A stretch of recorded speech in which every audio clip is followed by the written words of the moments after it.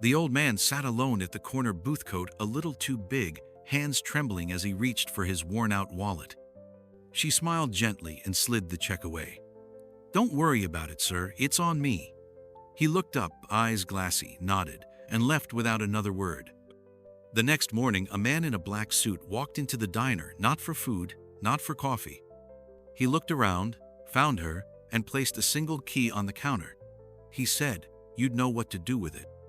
Her name was Rachel Bennett, 28 years old, a small-town waitress at Darla's Diner, just off Route 17.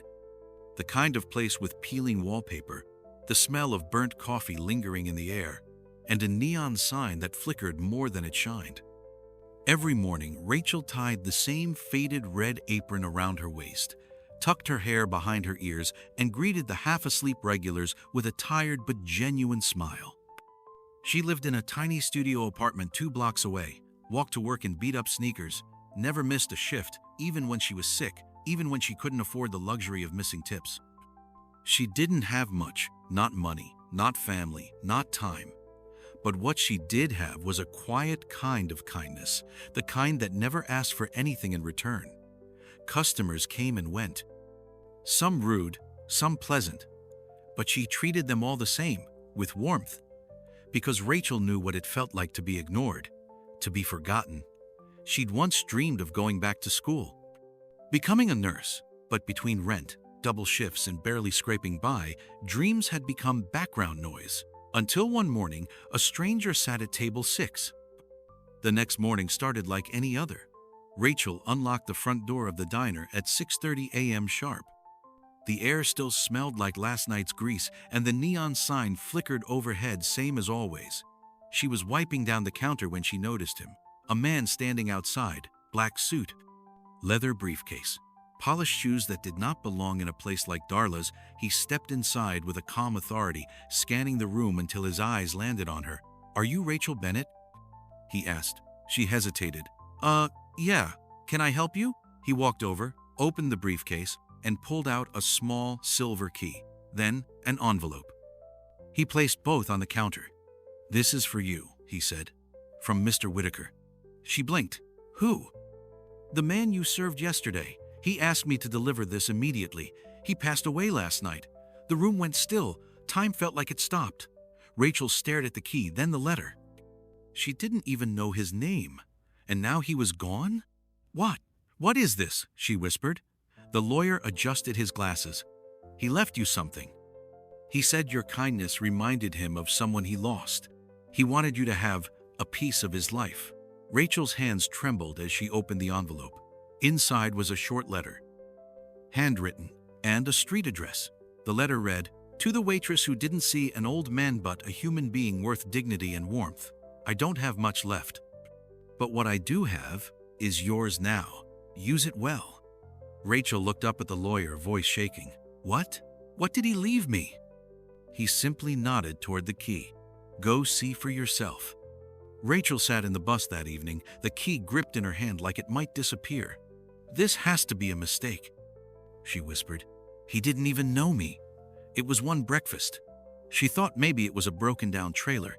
Maybe he'd left it to the wrong person. She half expected to arrive, find nothing but dust, and be sent home with an awkward apology. But what she found was far more than she ever imagined. The house stood at the edge of an old road, small, quiet, fenced in, paint peeling, porch cracked, but still warm, like someone had tried to keep it alive, even when everything else was fading. She hesitated at the gate, then walked up and turned the key. The door creaked open. Inside was dust, wooden floors and shelves lined with books, hundreds of them.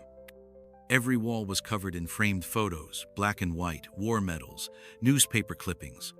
One photo caught her eye, a young soldier, barely 20, standing next to a woman holding a baby, smiling.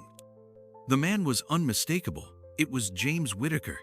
She stepped into the next room and found something else, a desk. On it, a note and a check. The note read, "This house is yours now. There's money in the account to cover the property taxes for the next 5 years. The rest you'll find in the safe." Rachel blinked. The check was for $14,700. In the corner of the room, she found a safe. Inside were documents, certificates, and a letter from the U.S. Department of Veterans Affairs. James had been a decorated Army officer, a linguist, a teacher, and a widower. His wife passed away 10 years ago. His daughter tragically gone in a car accident the same year.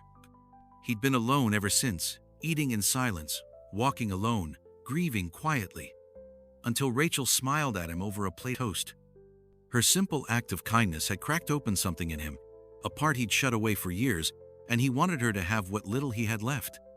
Rachel sat on the old couch for nearly an hour, key still in her hand, tears in her eyes.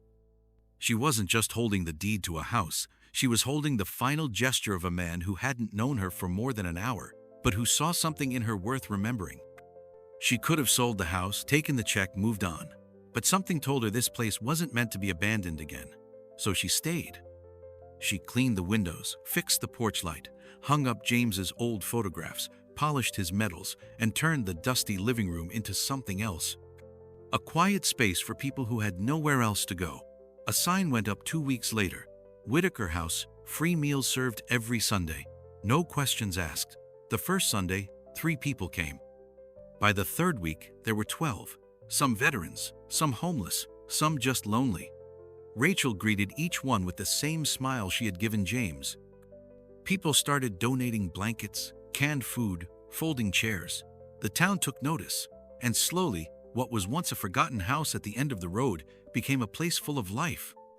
Rachel didn't just inherit a home, she inherited a purpose and the legacy of a man who believed that a single act of kindness, no matter how small, deserved to echo forever.